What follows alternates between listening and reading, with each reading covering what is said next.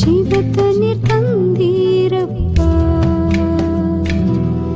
ஆமாண்டவரே, நிச்சயமாகவே தனிமையில் அனாதையா இருந்த என்னை நீர் குப்பையிலிருந்து எடுத்து கோபுரத்தில் வைத்திருக்கிறீரே, உமக்கு நன்றி அப்பா.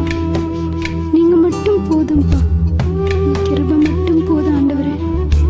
எஸ் ஜீசஸ், நீங்க மட்டும் எனக்கு போதும். ஜீவனை பார்க்கிலும்